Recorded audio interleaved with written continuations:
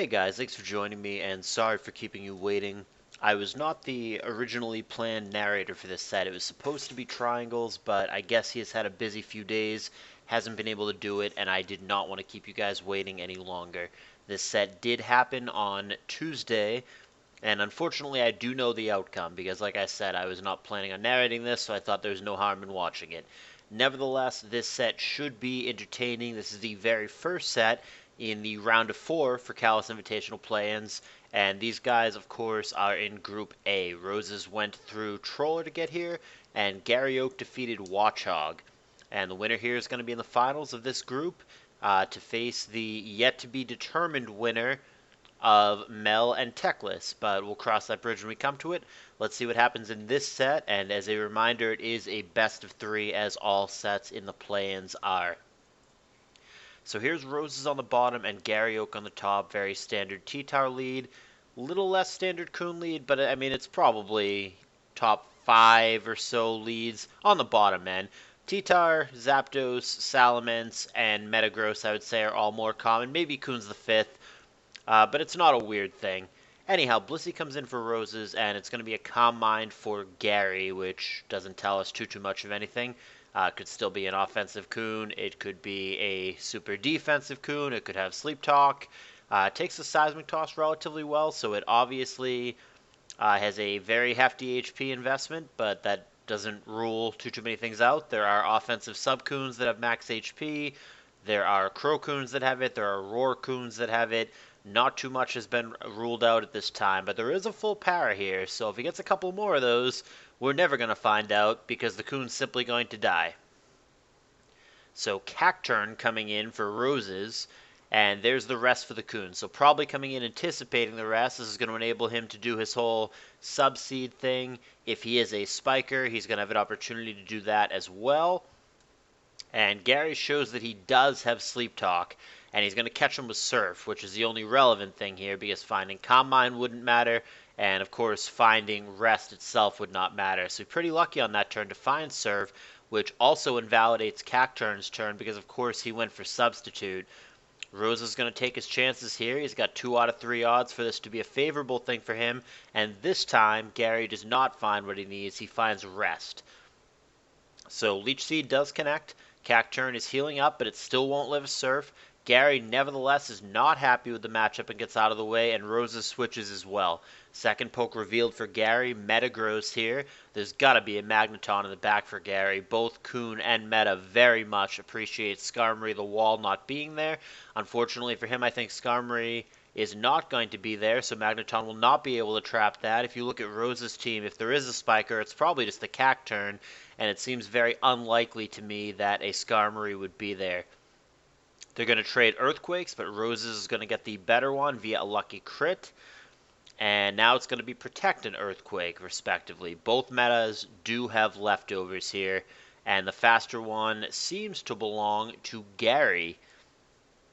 So Celebi comes in for Garay. Again, clear as day that this team is going to have a Magneton, just no doubt about it, given the pokes that have been shown. Rozes, I'm sure, at this point knows that. And now Blissey is going to come in. It's going to come into a Leech Seed.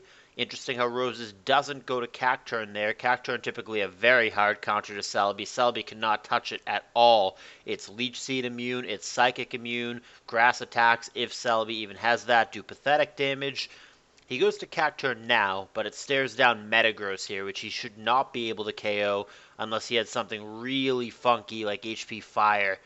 But now it's a critical hit for Garay Oak after Rozes got one in the meta-on-meta matchup. They actually both have a Magneton, it seems. Rozes here is going to be able to trap it and get the revenge kill most likely. Depends on how many protects in a row he gets. At 50%, he should still be dead, but if he gets another protect, then maybe he can survive. And he does win the 50-50 protect coin flip. Now Rozes has to be a little bit careful. If he has Magnet, maybe he still gets there. But otherwise, he might have to reconsider this play. He stays in and he gets it done. And it goes down, and hey, shock. It's a Magneton for Garay Oak. So we have the mag-on-mag mirror match here. Garay's faster. He's got HP Fire. And Rozes responds in kind. Heavy damage for both. But the key here, unless it's a speed tie, Gary's faster, and therefore Gary wins. Roses loses his mag, and Gary's going to take a 5-4 lead. Last poke, Gligar, I was about to say Gliscor. Gligar comes in for Roses. I actually really like this team choice against Gary, who we see has a Magdoll team here. Gary is a very defense-minded player. A lot of his teams, I think, are a bit passive, a bit reactionary, as this one is.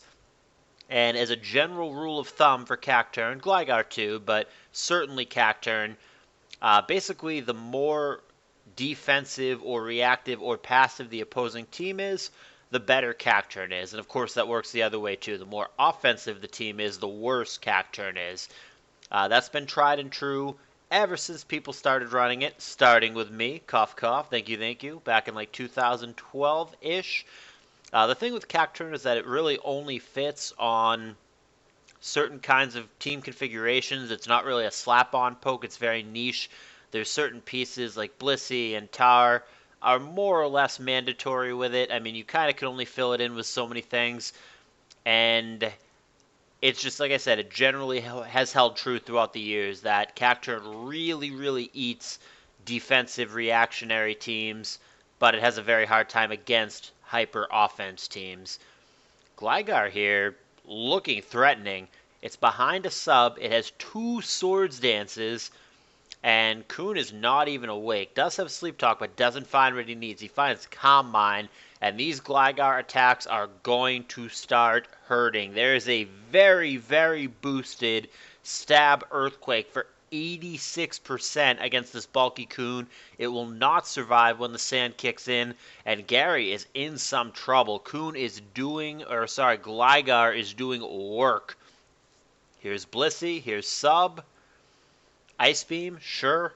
He's fishing for Sand Veil misses. Why not? Could randomly get a miss and be safe behind the sub. That would be great. And worst case scenario, you just start attacking. He decides to attack now instead. There's EQ. Gary gonna concede. Rose is gonna take this one handily. This seems like an extremely favorable matchup for Roses. Gary's team just way too defensive. Celebi, Claydol, Blissey.